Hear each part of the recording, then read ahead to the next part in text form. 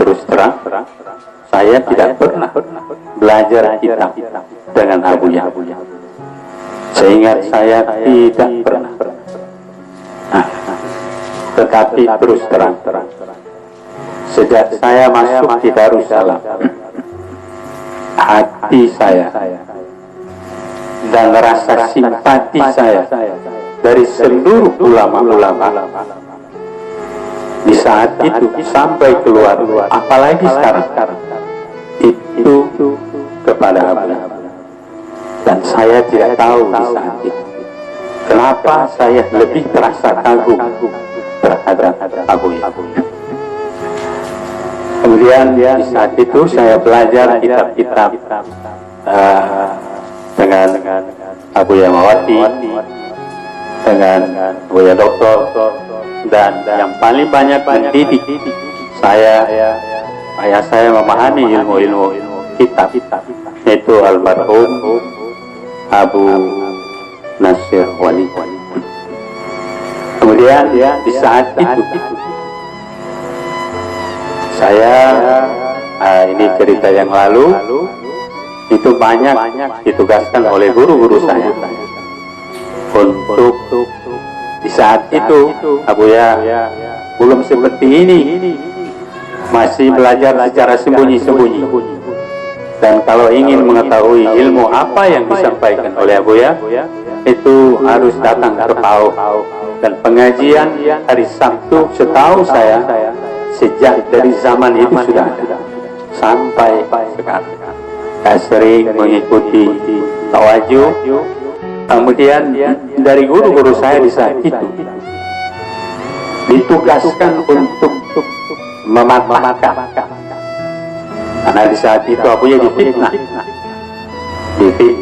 karena tertuduh Abuya itu sudah salik buta.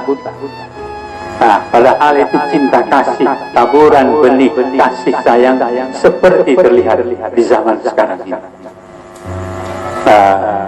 Artinya Abuya sangat sayang terhadap umat.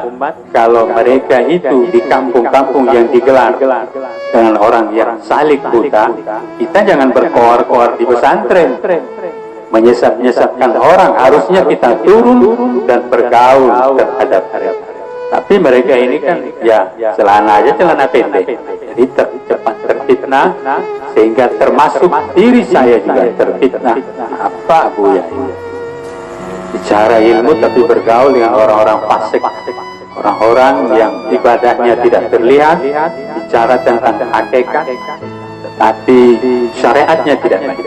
Saya ditugaskan untuk, secara sembunyi, secara diam-diam, untuk mematahkan, membantah, dan di saat itu sudah ada kata-kata bahwa yang baik pihak yang mengatakan adik atau pihak yang mengatakan abang itu sudah sesat, atau adik itu sudah sesat. Nah, itu sudah dari dulu. Kemudian saya heran di saat itu, jadi saya pergi ke Umi. Jadi bukan justru terbalik, hati saya lebih banyak tertarik. Kalau pergi ke Abuya seperti ini kami bertiga tadi, iya malu Tengku Haji. Makan kita bertiga aja diperhatikan Abu. Subhanallah. Ya Allah, berjalan dari sana malu. Ya, kita bertiga, bagaimana kita ini menyusahkan? Sampai kita makan aja disuruh jemput. Belum ada Tengku Ahmad, belum ada Tengku Haji, belum ada Tengku Musuh, Abuya belum makan. Ya Allah. Dan di saat itu memang hamba Abuya sudah sejak dari sehingga terbalik hati saya. Jadi akhirnya kalau di pihak sebelah, nah ini mohon maaf karena Abuya sudah katakan terus terang tadi, sudah dimaafkan. Kalau saya dengan Abuya Nasir itu disuruh mematahkan. Kalau di depan Abuya saya tidak bisa lagi ngomong karena begitu mulia akhlak. Saya diberi makan, saya diberi minum, dan disitulah saya mulai mengenal apa itu syariat, tarekat, hakikat, dan makrifat. Cuman catatan-catatan itu Tengku Erwin tidak tahu. Nah, Tengku Syukri tidak tahu. Karena saya takut juga sebab ia terancam di saat itu kalau terlalu menzahir-zahirkan. Di Tengku Erwin tidak tahu, Tengku Syukri, Tengku Zakaria, bahkan Tengku Haji dan Tengku Mus juga tidak tahu catatan-catatan itu. Dan pada akhirnya saya pulang dan saya merasa sudah tersimpan di dalam batin saya.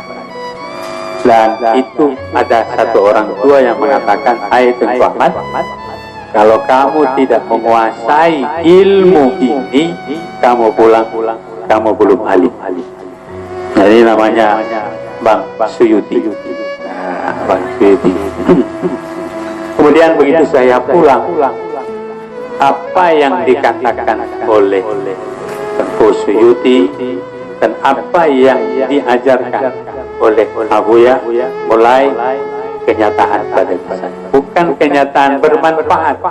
Apa yang selalu dikatakan oleh Abuya di saat itu, saya duduk di hadapan di ruang Abuya dan Abuya memberikan wejangan-wejangan tentang sembahyang pada syariat, sembahyang pada tarekat, hakikat dan ma'rifat. Saya juga belum paham sekali di saat itu, tetapi daya tarik itu yang membuat saya sadar di saat itu. Maka orang yang pertama sekali yang menerima Abuya, mohon maaf Tengku Haji, Tengku Mus, orang yang pertama menerima Abuya dari seluruh tengku-tengku tanpa dipaksa. Dan saya menyadari akibat kehancuran yang ada pada diri saya, maka saya menerima Abuya. Apapun terjadi di saat itu, dan sebetulnya di saat itu saya berniat untuk balik lagi ke Aceh, karena seluruh ilmu kitab yang saya pelajari tidak bermanfaat. Dan di saat itu sulit saya menjelaskan ke Tengku Haji dan Tengku Mus, karena kami bertiga masing-masing alim. Tapi buktinya mana? Dan bukti yang pertama tidak bermanfaat bagi diri saya. Abuya mencari diri saya. Saya Ahmad,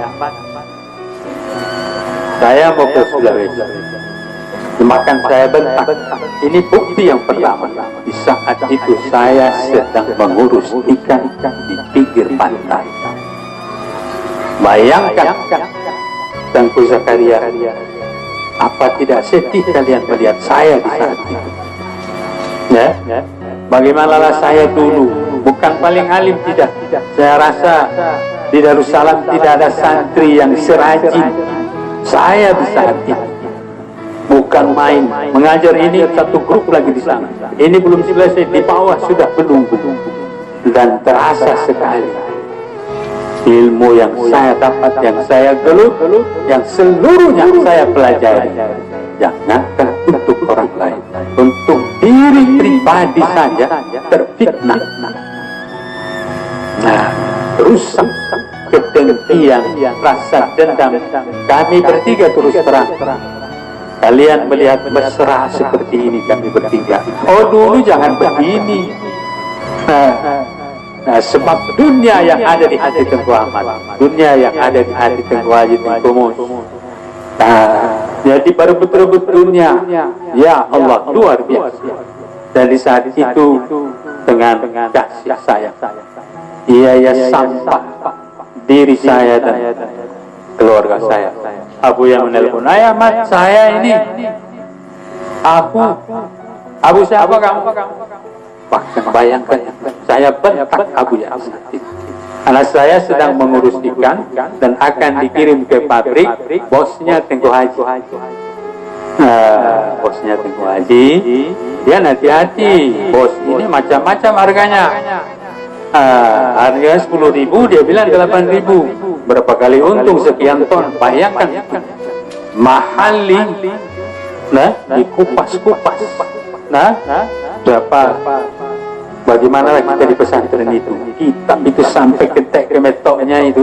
Nah, sehalus-halusnya. Tapi kedengkian itu, ya Allah, fitnah luar biasa. Jadi atas dasar itulah saya himbau Zakaria, makan seluruh tengku-tengku sementara Buya masih hidup, sementara Buya masih punya kesempatan. Marilah kita pergunakan kesempatan ini. Kami saja jauh datang kemari hanya sekedar agar tersimpan wajah Buya dalam ingatan dan di dalam hati. Laqad kana lakum fi Rasulillahi uswah. Uswah maksudnya suri teladan, yang menjadi teladan yang bisa zahir, bisa dilihat oleh biji mata dan mata hati.